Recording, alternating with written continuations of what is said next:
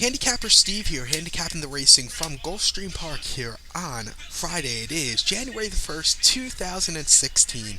We'll look at race number 6. Happy New Year to all. And remember to follow me on Twitter at HorseRacingKid5 for more selections for the whole card from Gulfstream Park. My New Year's resolution is just to do more YouTube videos.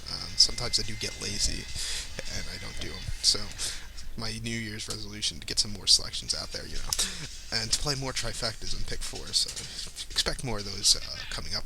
But gonna look at the sixth race. Really like these long distance races. If you've been watching for, this is gonna be my 7th year looking at races here on YouTube.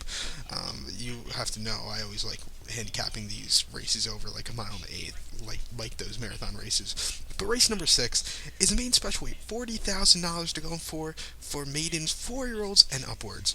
We have a field of 9 horses traveling 1 mile, and guess what? And mile and 7/16. You were right.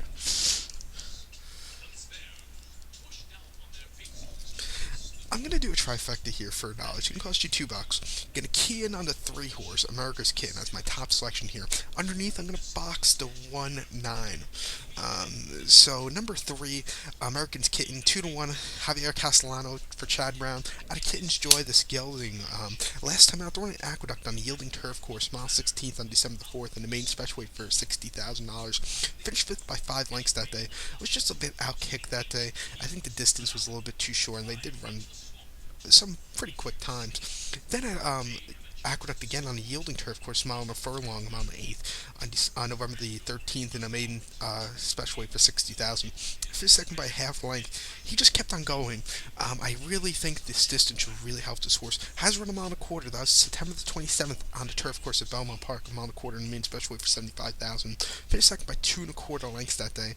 Was at the 2 path, 4 wide to the lane. It was just coming up that day. It was really closing well. Really like this horse's chances here. I might even put a few bucks across the board on this one, or to win on this one. I just really enjoy this horse. So I'm gonna go with this one. Like I said, I'm gonna do a trifecta here. I'm also gonna go with the 1-9. I want to go over the one really quick. Brevard, Escar, Zayas, 10-1. Really like this horse for a second or third place finish. Here, he did run in these all his starts. He's 5-0 career starts since he's all these horses are maidens. But his starts on the turf haven't been that bad. Hasn't run over a mile and a quarter. His only mile and a quarter race was the same race America's Kitten ran in September 27th at Belmont. Finished 6th by 4.5 lengths. I just had a horrible trip that day. It was 5 wide at the 8th pole, so he couldn't really close. It's been bit of a traffic jam that day.